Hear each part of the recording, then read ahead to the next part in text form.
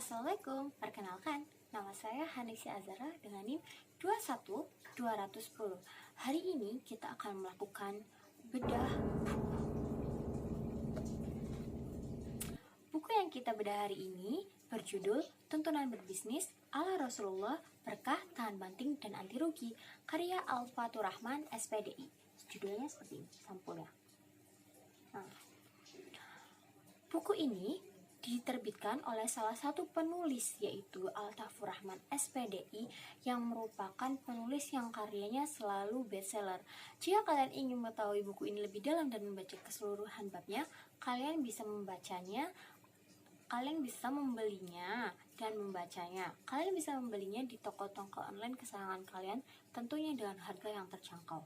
Bab yang hari ini mau kita bedah berjudul Menjaga Kepercayaan. Apa sih menjaga kepercayaan itu? Sebelum kita kaji lebih lanjut tentang menjaga kepercayaan, bab menjaga kepercayaan ini diawali dengan sebuah hadis riwayat Tirmizi, yang artinya saudagar yang jujur dan dapat dipercaya akan dimasukkan dalam golongan para nabi, orang-orang yang jujur, dan para syuhada. Nabi Muhammad dulunya sebelum beliau menerima wahyu atau diangkat menjadi rasul, beliau bermata pencaharian sebagai pedagang. Bahkan karena berdagang inilah sebelum diangkat beliau menjadi nabi, beliau sudah dijuluki dengan bersifat al-amin atau orang yang dapat dipercaya. Bahkan Rasulullah sudah memberikan contoh yang baik untuk berdagang.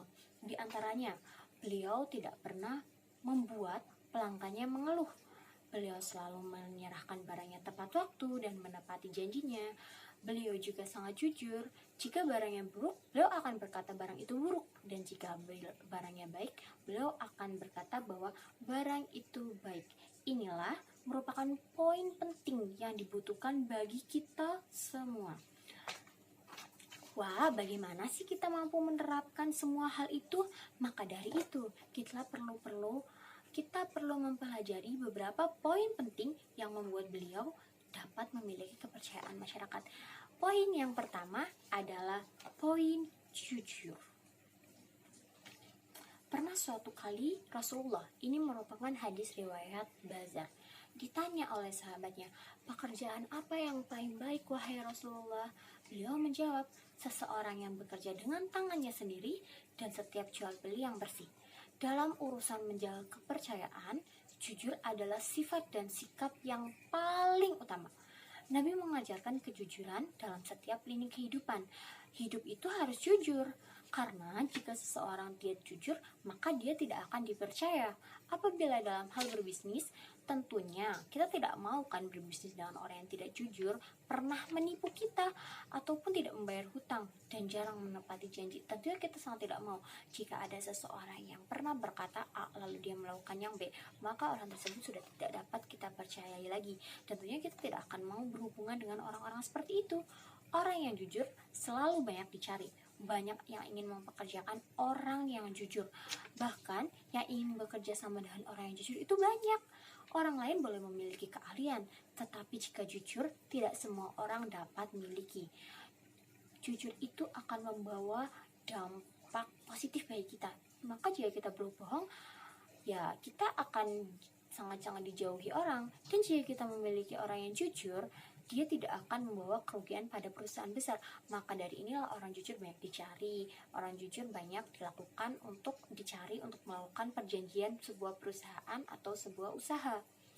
Tetapi karena mereka tidak ingin mendatangkan kerugian pada sebuah perusahaan itu, jadinya orang-orang yang jujur inilah banyak yang dicari. Poin yang kedua yang harus kita miliki adalah menepati janji. Salah satu hal yang membuat seseorang bisa dipercaya adalah ketika dia selalu menepati janji. Ketika dia bilang hari Senin, maka dia akan menepati hari Senin. Nabi Muhammad SAW selalu melakukannya. Ketika dia berjanji, maka dia akan persis menepatinya sesuai dengan janji yang telah dia buat. Dalam bisnis, menepati janji juga sangat penting.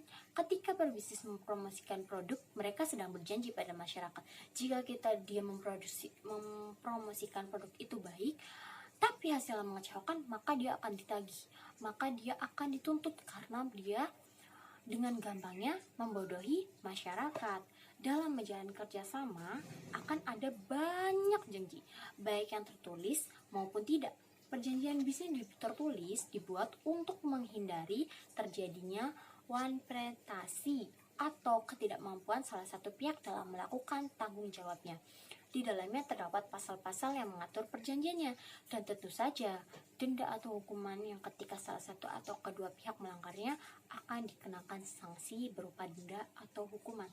Tetapi seharusnya kita sebagai pebisnis kita tidak perlu hal yang sedemikian rupa, dikarenakan pebisnis harus dari awal memiliki niat, sifat, dan sikap tersebut dalam hal apapun. Meski tanpa melakukan perjanjian bisnis tertulis, orang yang sudah memiliki sifat pengusaha sejati pasti selalu menepati janjinya. Dan yang poin ketiga yang harus kita miliki adalah bertanggung jawab. Hal yang lain yang seharusnya kita miliki adalah jiwa seorang entrepreneur adalah bertanggung jawab. Apa sih bertanggung jawab? Jika seseorang mau bertanggung jawab terhadap semua yang diberikan kepadanya, maka orang itu bisa dipercaya. Semua pekerjaan akan dilakukan sesuai dengan permintaan.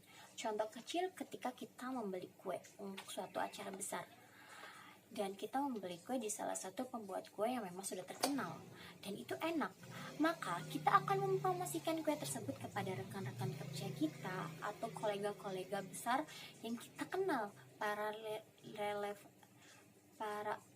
relevansi yang kita kenal, atau ya.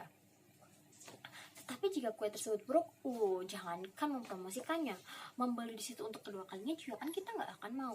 Itu yang disebut tanggung jawab.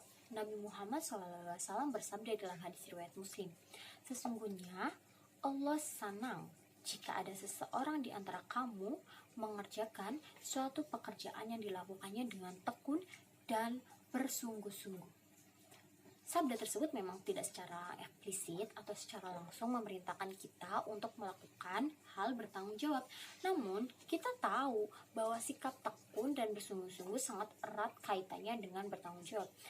Jika jelas sudah, tidak hanya Nabi Muhammad yang mengajarkan sikap tanggung jawab kepada kita, namun Allah juga menyenangi perbuatan tersebut.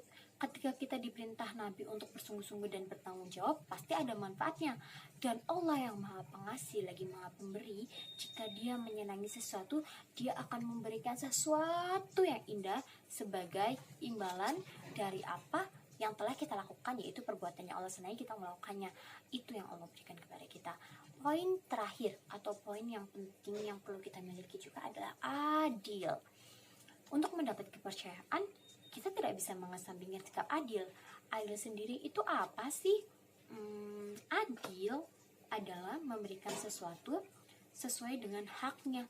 Karena itu, jika hak pelanggan adalah mendapatkan sesuatu sesuai dengan yang mereka bayarkan, berikanlah hal tersebut. Jika hak rekan kerjasama adalah mendapatkan kesungguhan kita dalam membentuk kerjasama, berikan hak itu. Ketika pelanggan sudah membayar, ya kita akan berikanlah haknya, yaitu sebuah barangnya. Ketika kita sudah melakukan perjanjian, kita pihak memegang pihak A, ya maka kita selanjutnya akan terus erat berkaitan dengan pihak A. Itulah, kita tidak boleh mengkhianati rekan kerja, atau kita tidak boleh ya yang pelanggan sudah membayar A kita memberikan yang C. Itu tuh sangat-sangat tidak adil. Adil bukanlah sama. Menyamakan segala hal bisa jadi malah tidak adil.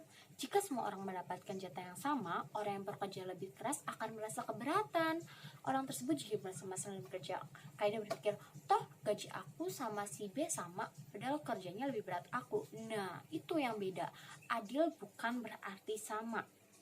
Meski begitu, adil berdasarkan kerja keras saja. Ada pertimbangan lain untuk kita bisa dikatakan untuk berbuat adil. Dalam hubungan atasan pekerjaan, adil adalah memberikan balasan atau upah sesuai dengan yang dihasilkan. Karyawan harus digaji sesuai dengan besarnya tanggung jawab yang dimiliki.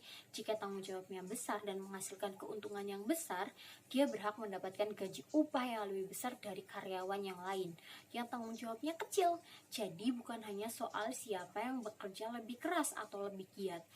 Adil kepada karyawan dilakukan dengan memberikan gaji, upah tanpa menundanya. pebisnis harus memberikan hak pada karyawannya dengan tepat. Hal ini sesuai dengan hadis Nabi Muhammad, yaitu hadis riwayat Baihaqi, bayarlah upah karyawanmu sebelum kering keringatnya. Artinya, kita harus membayar upah karyawan sesuai dengan apa yang seharusnya kita bayarkan dengan tepat waktunya. Jangan seharusnya pembayaran tanggal 1 kita memberikan tanggal 10. Itu tuh sudah sangat telat dan itu tidak boleh. Nah, itu beberapa poin penting yang perlu dijelaskan atau perlu diterapkan untuk mendapatkan kepercayaan masyarakat. Secara lebih dalam, Profesor Laode Kamaludin PhD menyampaikan beberapa poin penting berkaitan dengan ajaran Nabi Muhammad untuk mendapatkan kepercayaan. Yaitu, yang pertama, pengusaha tidak boleh melakukan kebohongan dan penipuan pada pembeli. Yang kedua, pebisnis juga harus memiliki hati nurani. Yang ketiga, menepati janji adalah suatu sikap pebisnis. Yang keempat, hanya dengan kesepakatan bersama atau dengan suatu usulan dan penerimaan, penjualan barang akan sempurna. Kelima, penjual harus tegas terhadap timbangan dan takaran. Dan yang keenam, orang yang membayar di muka untuk pembelian sesuatu barang tidak boleh menjualnya sebelum barang tersebut benar-benar menjadi miliknya. Yang ketujuh, jangan melakukan monopoli dalam perdagangan. Dan yang terakhir adalah tidak ada harga komoditas yang boleh dibatasi dalam berjualan. Jadi, itulah beberapa mengenai tentang menjaga kepercayaan. Dan itulah beda buku kita hari ini terkait tuntunan berbisnis ala Rasulullah berkata banting dan anti rugi bab menjaga kepercayaan. Bagaimana? Apakah kalian sudah menerapkan semua yang tadi saya jelaskan? Apakah kalian sudah menerapkan poin-poin penting yang saya dijelaskan di berbagai kehidupan kita? Gak hanya sebagai pebisnis ya, dalam lini kehidupan sehari-hari pun poin-poin penting itu sangat berguna. Jika belum, ayo kita terapkan hal-hal tersebut bersama-sama mulai sekarang. Dan jika kalian ingin lebih mendetail mengenai penjelasan tadi tentang buku ini, kalian bisa membacanya sendiri dan membeli buku ini yang sudah saya jelaskan di awal tadi. Kalian bisa membelinya di toko-toko online shop kesayangan kalian. Oke, terima kasih semuanya atas bedah buku hari ini. Sekian dari saya, kurang lebih mohon dimaafkan.